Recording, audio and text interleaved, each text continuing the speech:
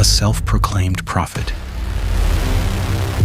and father of 5, who claims he can see dark spirits. A Texas beauty contestant and a mother of 3 who begins to claim Jesus speaks directly to her. Here she is in the swimsuit competition. Here she is during the evening gown competition. They meet, soon becoming convinced they were married in their past lives, chosen for a divine mission before the end of the world. A terrifying mix of power, obsession, sex, and greed. And anyone who stands in their way mysteriously vanishes.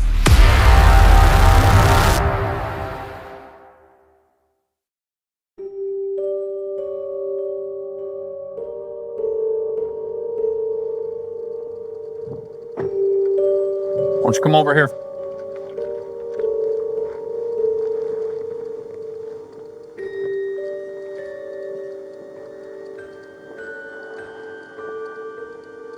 So what's going on tonight? I can't get in touch with my kids. How old are your kids? 6.5 and 16. Okay. How long have you been trying? 2 days. Okay. But she's lost her mind. I don't know how else to say it. We're LDS. She thinks she's a resurrected being and a God, and remember the 144,000. Jesus is coming next year. She took all the money out of her bank account today. My truck is gone from the airport. She went to the airport and got it. Okay. So what makes her a danger to herself and to others? She threatened me, murder me, kill me. She threatened to murder you? Yes. And she said, How did she do that? My bishop right there is in the car. He was on the phone with me today when she said, "I will have you destroyed." That's what she said there. Okay, that's not a threat to kill you. Yesterday was a threat to kill me. Today, Okay. of course, What did she say yesterday? She said, "You're not Charles. I don't know who you are, what you did with Charles, but I can murder you now with my powers." Okay. Okay? All right. Says, I'm gonna kill you too. Yesterday was, So she's speaking as a spiritual being. Has it been going on? It's been going on for about 4 or 5 years. It's gotten really, really bad lately. She goes to the temple every day and speaks with Moroni and Jesus Christ. And they tell her what to do. And now she came to her today, and the last couple of days she's on the...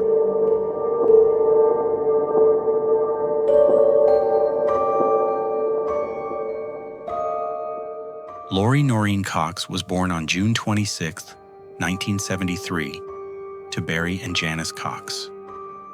She had 2 older brothers, Alex and Adam, and 3 sisters, Stacy, Laura, and Summer. Lori was raised in a deeply religious Mormon family. Her parents were devoted members of the Church of Jesus Christ of Latter-day Saints, and faith played a major role in her upbringing.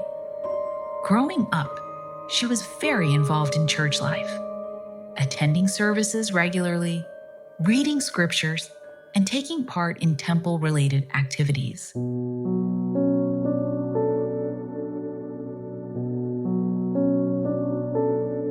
Mormons believe they are living in the last days before the second coming of Jesus Christ. And Lori was naturally influenced by this belief from an early age. She was also known to be very attractive from a young age. In 1992, at the age of 19, she married her high school boyfriend, Nelson Yuns. The marriage lasted only 6 weeks. And roughly a year later, their divorce was finalized. 2 years later, she remarried a man named William LaGoya in 1995. Things were going well for them, and the two had a child together, a son named Colby Ryan. The couple made it work for 3 years, but in 1998, Lori also divorced William. In 2001, Lori married for a 3rd time to a man named Joseph Ryan. They had a child together named Tylee Ryan. Lori was a great mom. She laughed and joked with them and took them to movies. Lori was ambitious. She was a hairdresser. She worked hard for it. She wanted to be somebody important. She wanted to be something special. Lori was considered a very attractive and charismatic woman throughout the years. But her thirst for adventure and excitement seemed limitless. Ladies and gentlemen, Pat Sajak and Vanna White. Here they come. Thanks, Charles. How you doing, Lori? Lori Ryan from Austin, Texas. That's right. Hairstylist in Austin, hey? That's right, the best. How's the hair in Austin? It's good. Good. Austin's a happening place. Probably thanks to you. Pretty much. Talk about your family a little bit. I have a wonderful husband, Joseph, at home, who is watching our two beautiful children, Colby, who's 7, and Tylee, who is 1. Yeah, what do you guys like to do for fun? We like to play all kinds of sports on our 3 acres. Okay, it sounds like you have a nice life there. We do. Congratulations. Thank Nice to have you with us. There you go. Lori attended the Wheel of Fortune show and walked away with $17,500 in winnings. Soon after that, she competed in the Mrs. Texas America Beauty Contest. Being a good mom is very important to me, and a good wife and a good worker, and being all those things together is not easy. So I'm basically a ticking time bomb. Contestant number 4, Lori Ryan. Although she did not win the beauty contest, another major change soon followed in her personal life. Just a few months later, Lori filed for divorce from her third husband, Joseph Ryan, too.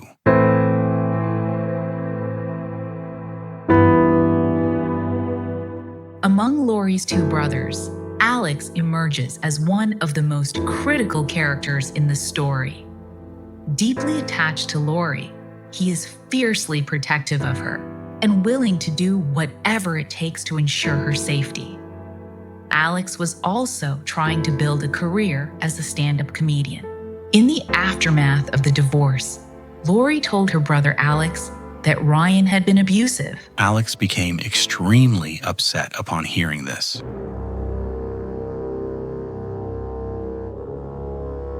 He confronted Ryan in a parking lot, attacked him with a taser, and threatened to kill him. He was immediately arrested. Consequently, Alex was sentenced to 90 days in prison and 5 years of probation for this crime. She often grew impatient and frustrated, and combined with a selfish attitude, it was often her partners who dealt with the consequences. In 2005, she met another man, someone far more important to the story. His name was Charles Vallow.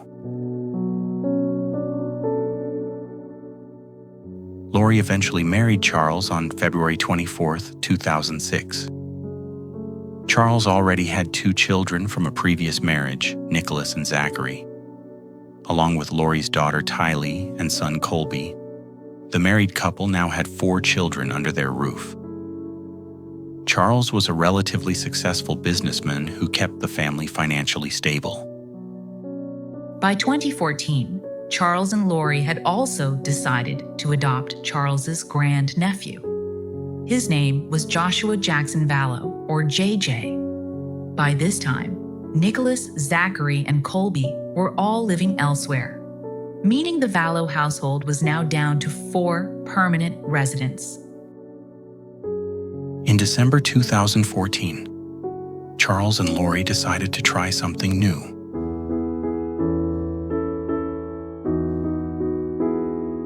They packed their bags along with JJ and Tylee and moved to Hawaii, where they opened a juice bar called Juice Island in Princeville on Kauai Island. The family appeared to enjoy their time there. Despite the lifestyle, however, the business ultimately failed.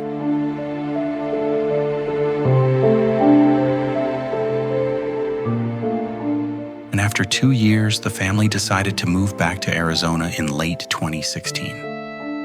This is where things in the Vallow household slowly began to fall apart. By 2015, while living on Kauai Island, Lori had become fascinated with a series of books called Standing in Holy Places. Lori was already deeply religious, but these books took her beliefs to another level and eventually became a major obsession in her life. The books were written by a religious author named Chad Daybell. After moving back to Arizona in 2016, Lori became even more attached to her religion and to Chad's books. In autumn 2018, Lori and her friend Melanie Gibb attended a religious event called Preparing a People. It was there that Lori was introduced to Chad Daybell, a meeting that would change everything. If you've had this Holy Ghost experience testify to you, you're on the right path. After the event, Lori and Chad began messaging each other regularly. Chad texted Lori while driving south on the freeway. He heard a divine voice telling him that he would meet an extraordinary woman that day, someone who would change his life forever. He described their first encounter in vivid detail, recalling that when their hands touched, he felt what seemed like an electric shock, and his heart began to race.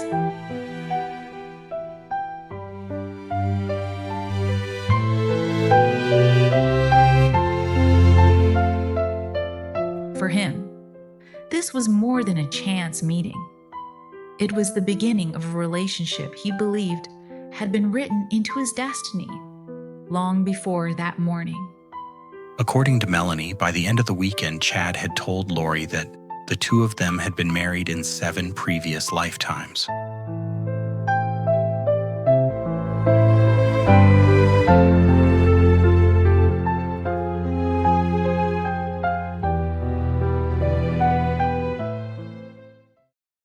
Chad Daybell was an unusual man. Born on August 11th, 1968, Chad met Tammy during his teenage years, and by the age of 22, the two were married.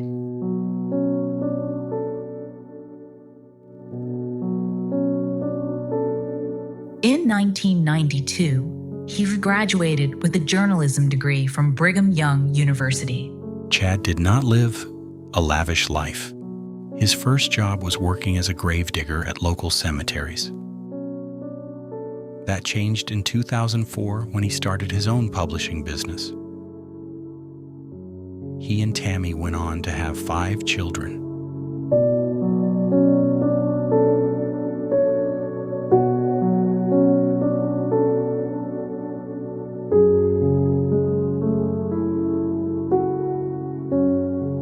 Chad published over 25 books, many of which Lori would later become obsessed with.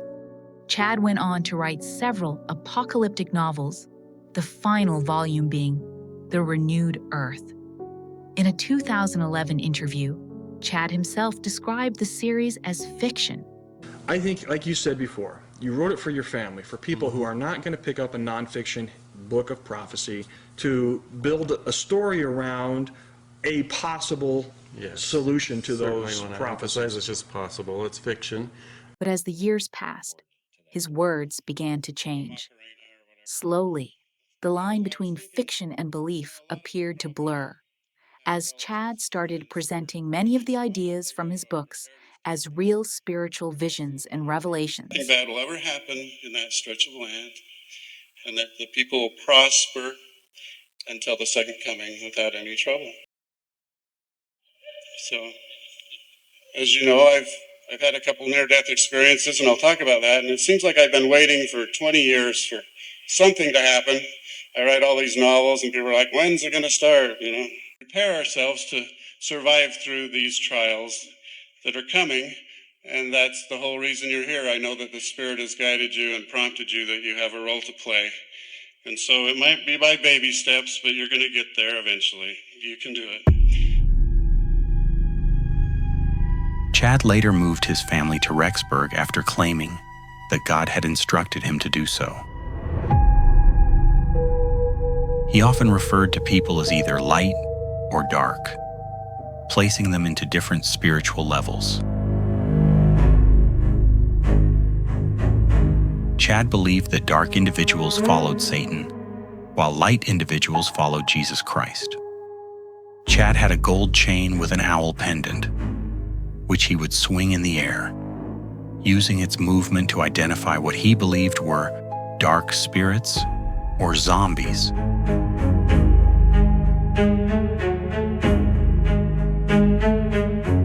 By 2019, the Vallow family had been back in Arizona for a little over 2 years. And during that time, Charles and Lori's marriage had steadily begun to fall apart.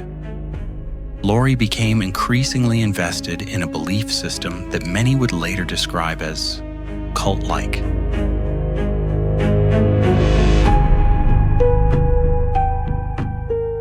The Lord is gathering his people. He is calling people to the 144,000. They're already being called.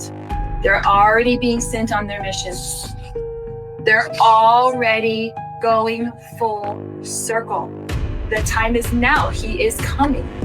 He is preparing us. And we promised we would do it.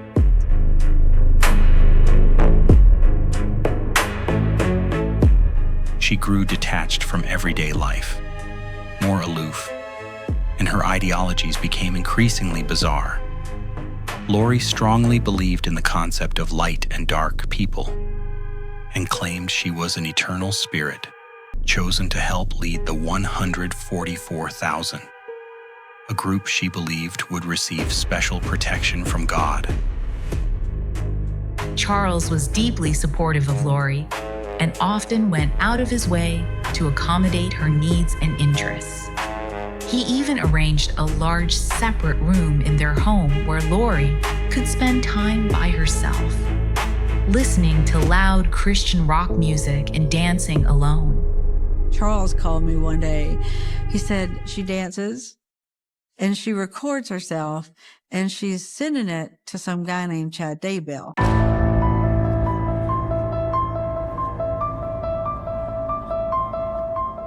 And I said, well, who is he? And he said, well, he's in that crazy religion stuff she's doing. I told Charles, if they're not having an affair, they're getting ready to. I can tell you that much. She was not wrong. By then, Chad and Lori had already begun an intimate relationship behind closed doors. She said that it was okay that they did this because they had been married so many times before that their spouses would understand someday. Earlier, according to Chad's own claims, Charles was not considered a zombie. But later, Chad began telling Lori that Charles had become spiritually dark and a spirit named Ned Schneider had taken over his body.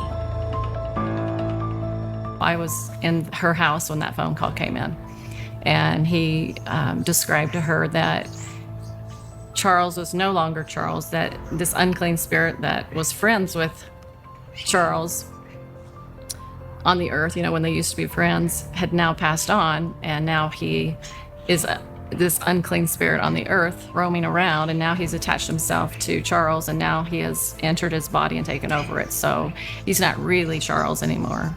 He's now this guy named Ned Schneider.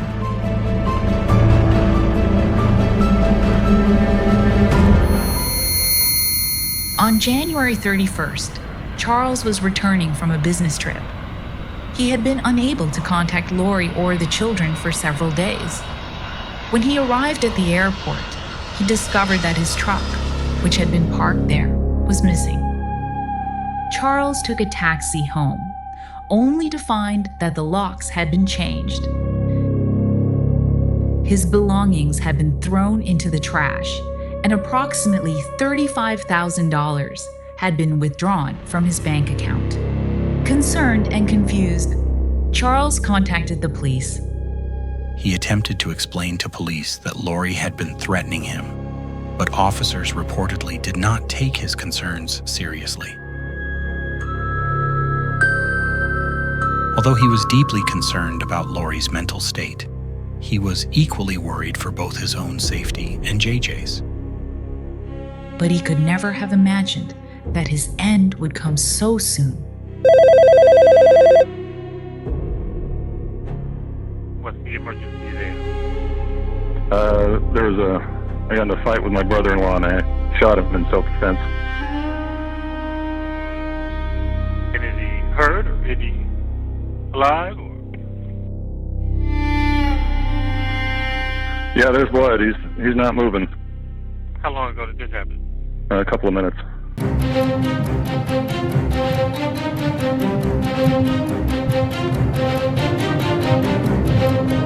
Oh, you're next to you have the, so they're going to post about prison.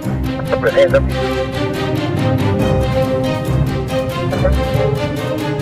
I didn't see that something here. Looks like murder in the street.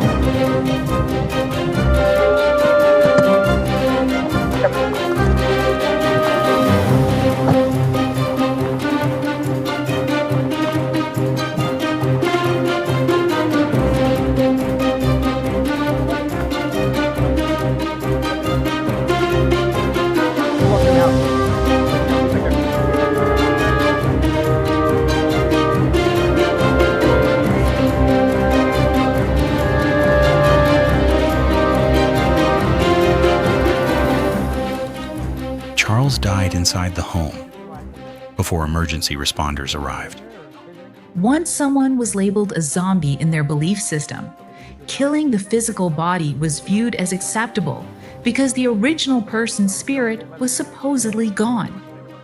Lori was seen laughing and making casual remarks outside the crime scene. Even more disturbing, Lori hosted a pool party at the house later that same day, only a short distance from where Charles had died hours earlier. Police accepted Alex's account and ruled the shooting self-defense, releasing him without charges.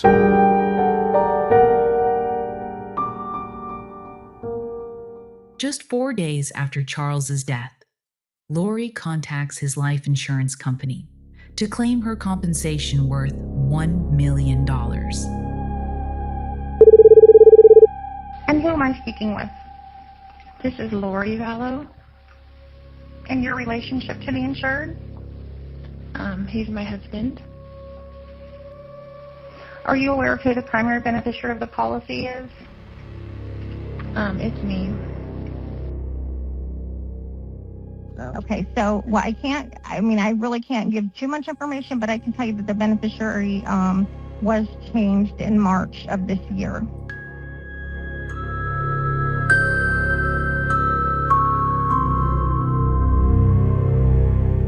To her surprise and anger, she learns that Charles has removed her name as the beneficiary before his death.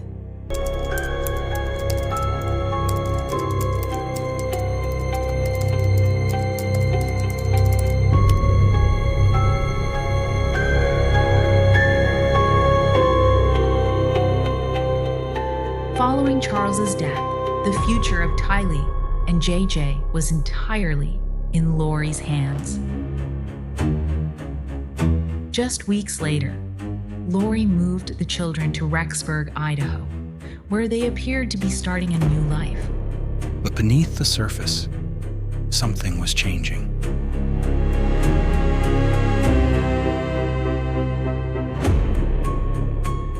Chad was also living in Rexburg with his wife and children, less than 8 miles from Lori's new apartment.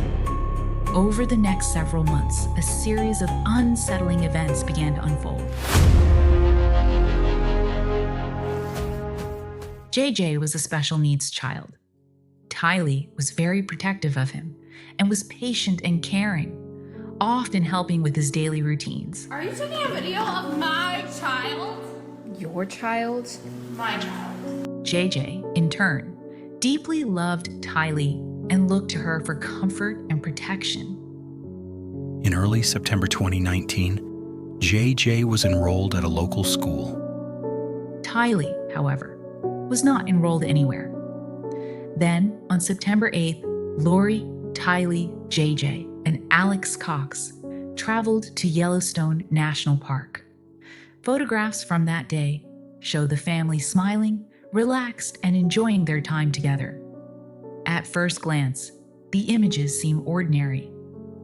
But they would later take on a far more chilling significance. Those photographs became the last confirmed images of Tylee Ryan alive.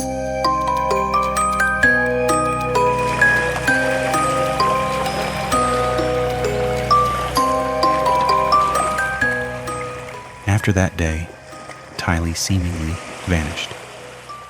Lori never reported her missing, and because the family had recently relocated, few people initially realized anything was wrong.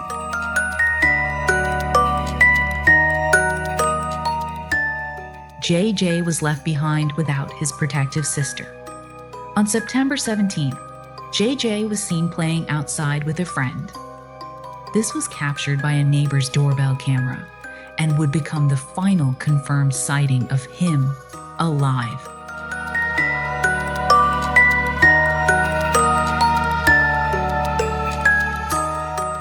After that, JJ disappeared as well.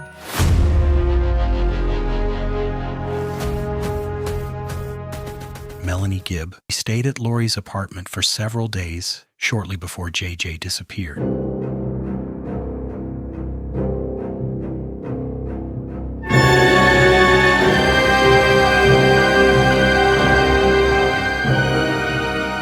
As I arrived on the Thursday, she had said that he had turned into a zombie the day before I got there. And she was pointing out behaviors of his, like, look how he's doing this, that's unusual, or look how he's doing that. Early in the morning on October 19th, 2019, Chad calls 911. Fighting back tears, he reports that his wife, Tammy, had been found dead in their bedroom. I'm Chad, the husband. She's clearly dead. Yeah, she's fine.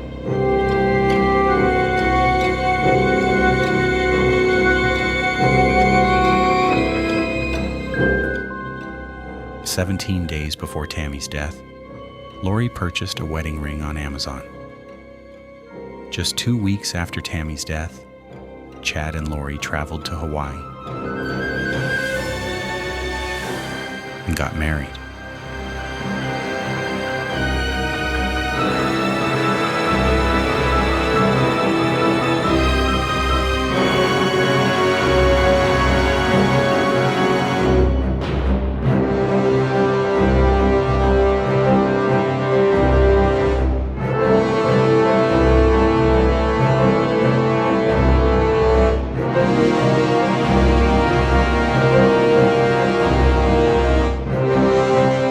Lori was seen wearing the very same ring she had purchased before Tammy's death.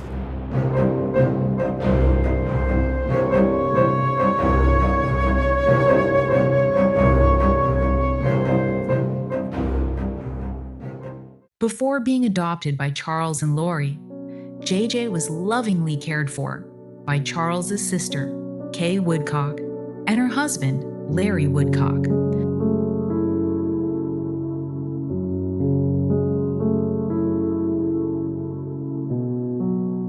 Even after the adoption, they stayed closely connected through regular phone calls.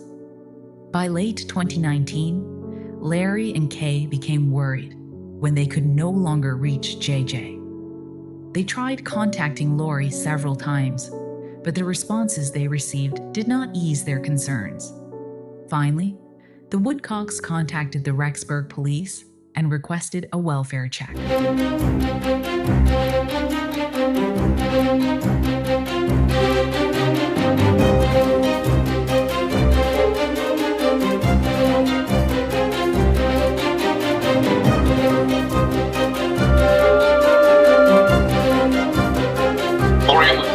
Police Department, how are you? You got me? So, JJ would be where? He's in Arizona. Who's he with in Arizona? He's with one of my friends in Arizona. My friend Melanie. Okay, so he can call him? Yeah. This part. Yeah. What is all this? He doesn't really talk to people. Like, he's very special needs. So I have him in a special needs school there. My husband, who we were married for 15 years and had raised all these 5 kids together, switched his life insurance policy to her, right? To his sister, who got $1 million when he died. And we got nothing. For me to raise JJ, all the kids got nothing, and everybody got nothing. She got $1 million. So I don't tell people the truth about where we are and what we're doing because of those reasons. So I look like a suspect, but I am a good person. Raised all of my kids. I've done everything that I'm supposed to do in life, but everyone is causing me trouble right now. Sorry to bother you. Thank you. Lori calmly told police that JJ was staying with her friend Melanie Gibb in Arizona. When police later contacted Melanie Gibb, she said she had not seen JJ for several weeks. She also stated that Lori had asked her to lie about JJ's whereabouts.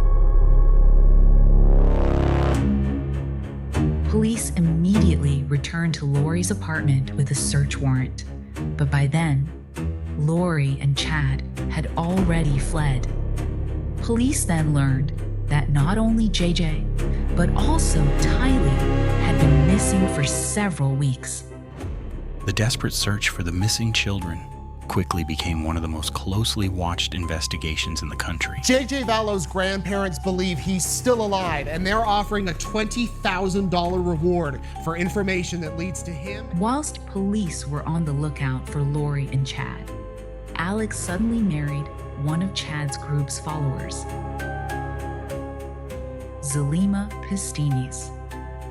Zulema was a follower of the belief circle connected to Chad and Lori. She was exposed to the group's shared ideas about light and dark spiritual beliefs and was strongly connected to members of the circle. After a short relationship, they were married in Las Vegas on November 29th. The marriage took place in a chapel with no guests present, and a chapel staff member served as the required witness. The couple moved to a home rented by Zulema. Zulema's adult son from a previous relationship also lived with them in the same home.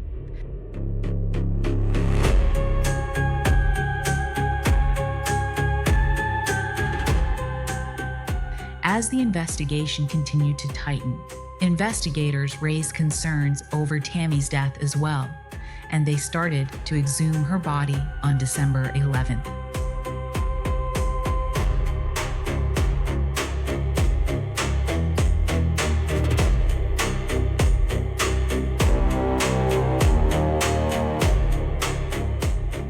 The very next day, December 12th, Alex was found dead at his home in Arizona, just 13 days after the marriage. It was Zulema's adult son, who called 911 to report Alex's collapse and subsequent death. His death was officially ruled as due to natural causes, and no evidence of foul play has ever been found. There have been unverified claims suggesting that Zulema was married 5 times before marrying Alex. It has also been alleged that she was the beneficiary of Alex's life insurance policy. However, these claims have not been substantiated by credible sources. Although Chad and Lori reportedly encouraged Alex to marry Zulema, they were absent from both his wedding and funeral. During this time, the couple disappeared from public view. Police eventually found them living in Kauai, Hawaii, on January 25th. Do you have any questions regarding that? Lori was ordered to produce the children within 5 days or face arrest. So it is 14:39 hours on January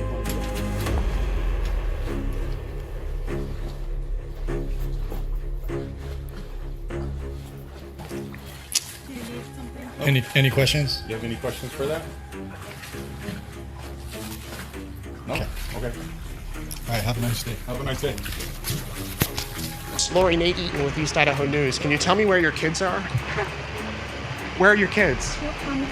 No comment? They've been missing for 4 months. You have nothing to say? You're over here in Hawaii? Where are your children?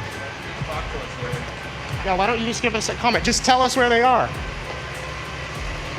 Chad, where are Lori's kids? What happened to Tammy, Chad? Can you tell us what happened to Tammy? Why have you guys been in Hawaii for so long? Listen, just tell people what's happening. There's people around the country praying for your children, praying for you guys. Why don't you give us answers? That's great. That's great.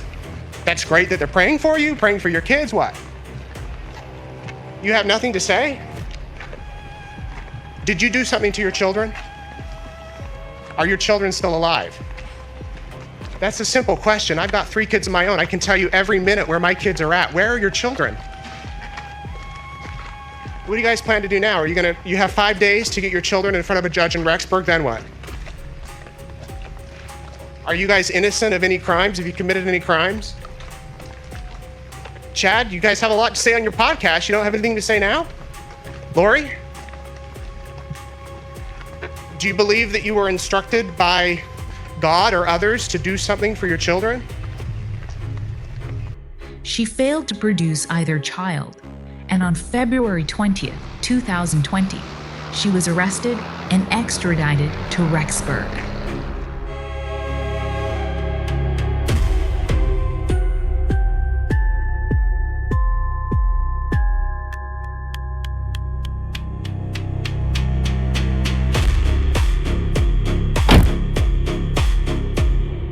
Lori was brought before an Idaho court on Friday, March 6th, 2020.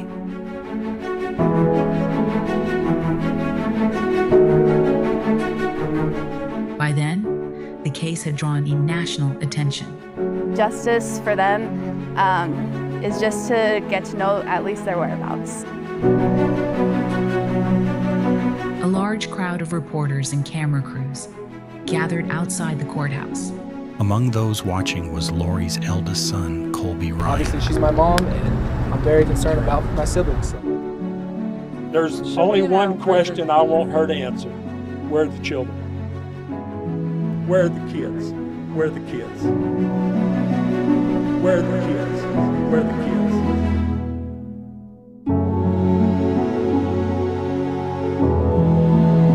kids? Chad returned to his home in Rexburg and appeared to resume a normal life.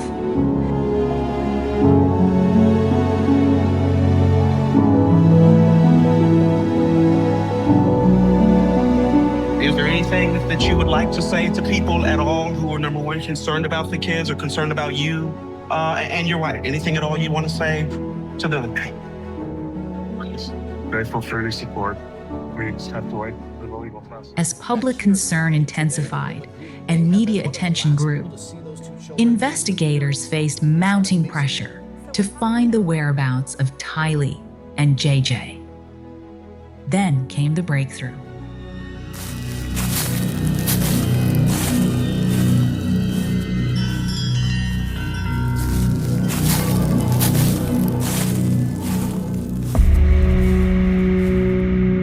By analyzing the cell phone records of Alex, investigators discovered that his phone repeatedly pinged at specific locations on Chad's property during the days the children were believed to have disappeared.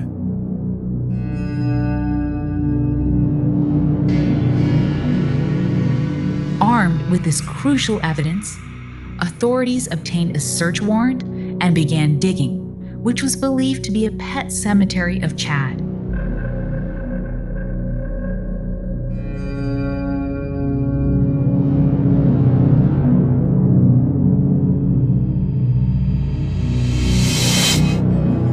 Chad watched from his home as detectives continued searching his property, and also called Lori, who was in jail. Are you okay? Property.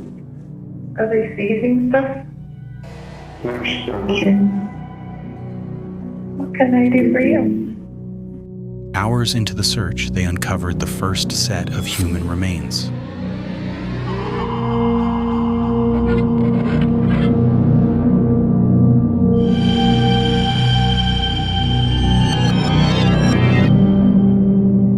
It was later identified as Tylee. Her body was badly burned and dismembered. Investigators moved to another area near the property's pet cemetery. Then came a second devastating discovery. It was the remains of J.J. Vallow. He was found wrapped in plastic and duct tape and buried in a shallow grave.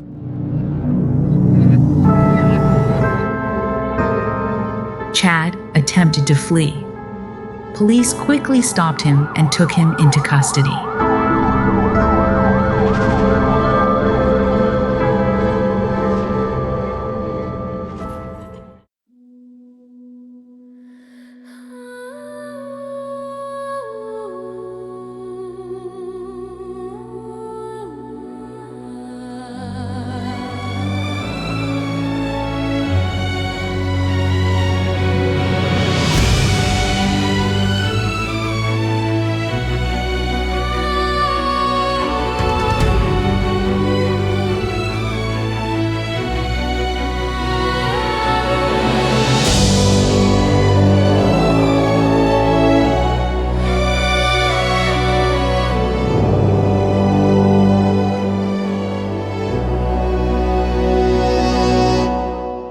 The discovery devastated family members, many of whom had continued hoping the children would be found alive.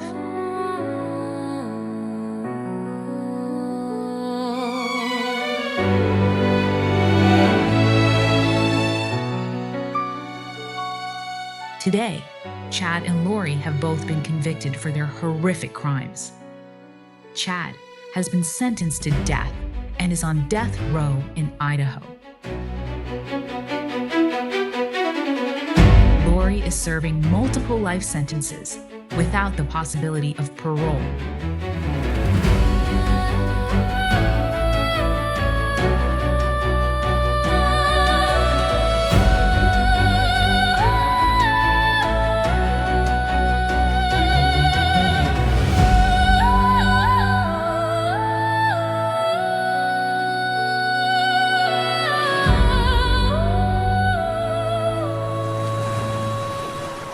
Lori had once been seen by many as a caring and devoted mother.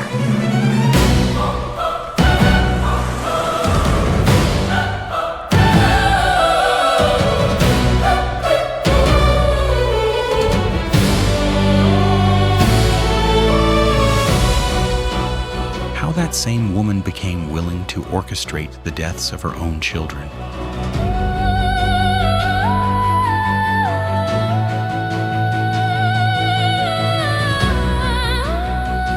What began as words and beliefs ultimately ended in betrayal, unimaginable loss, and the deaths of innocent children.